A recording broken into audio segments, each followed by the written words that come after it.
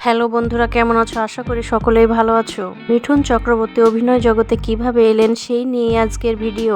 সাধারণত মানুষ মনে করে নায়ক নায়িকা অভিনয় এসব খুবই সাধারণ ব্যাপার, কিন্তু সত্যি কথা এটাই যে অভিনয় খুব কঠিন জিনিস, যেটা সবার দ্বারা সম্ভব নয়। তো বন্ধুরা, আজকে আমরা জানাবো মিঠুন চক্রবর্তী কিভাবে সিনেমা জগতে এলেন, এ বিষয়েই আজকের ভিডিও। তো ভিডিওটা শুরু করা যাক। মিঠুন চক্রবর্তীর সিনেমা জগতে আসাটা খুবই কষ্টকর ছিল। যন্ত্রণা অপমানিত হওয়ার পর মিঠুন চক্রবর্তী সিনেমা জগতে তার নিজের জায়গা পাকা করেন। তিনি প্রথম জাতীয় পুরস্কার পায় 1976 সালে। বম্বে এক পরিচালকের কাছে কাজ চাইতে গেলে তাকে তাচ্ছিল্যের সঙ্গে বলে, তোমাকে জামা কাপড় পরালে কেমন লাগবে জানি না, আর তুমি অভিনয় করবে। পাশ থেকে এক ভদ্রলোক তাকে তাচ্ছিল্য করে বলেন, এ কালিয়া হিরো বানতা হে।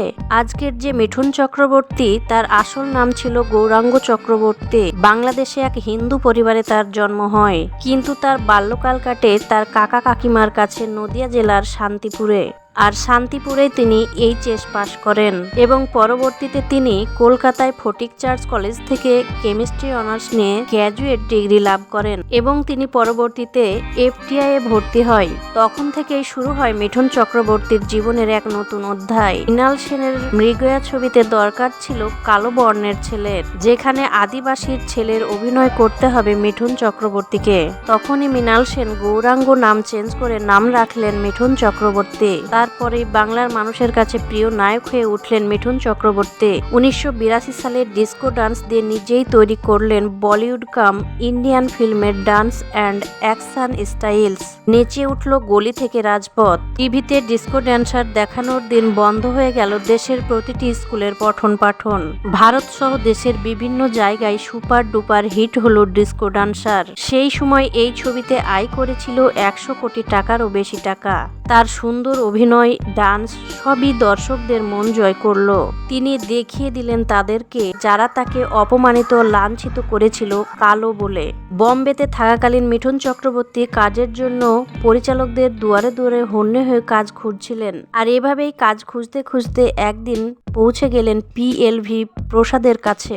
পরিচালক PLV প্রসাদ পরবর্তীতে মিঠুন চক্রবর্তীর ছবি সরব সে সুন্দর চাল, ঘর মেটেঙ্গে, ऐसा प्यार कहा প্রভৃতি সুপারহিট ছবি একসাথে করলেও তাদের মধ্যে খুব ভালো সম্পর্ক ছিল না বলা যায়। তিনি অভিনেতা বলেই নয়, তার নাম জড়িয়েছিল বিনোদ খান্না, সুনীল দত্ত, রঞ্জিত দত্ত, সেলিম খান প্রমুখ অভিনেতাদের সঙ্গে। মিঠুন চক্রবর্তীর বাবা ছিলেন টেলিফোন এক্সচেঞ্জের এক সামান্য কর্মী।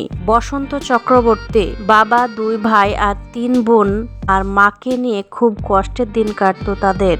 বাবাকে সাহায্য করতে মিঠুন চক্রবর্তী বন্ধু বান্ধবদের কাছ থেকে টাকা ধার করে বড় বাজার থেকে আলু কিনে বিক্রি করেছেন রাস্তার পাশে বসে। এভাবেই কাজ আসতে থাকে একের পর এক এবং মিঠুন চক্রবর্তীর ভাগ্য পরিবর্তন হয়ে যায়। তো বন্ধুরা, ভিডিওটি কেমন লাগলো অবশ্যই কমেন্ট করে জানাবেন এবং লাইক, কমেন্ট, শেয়ার করবেন প্লিজ।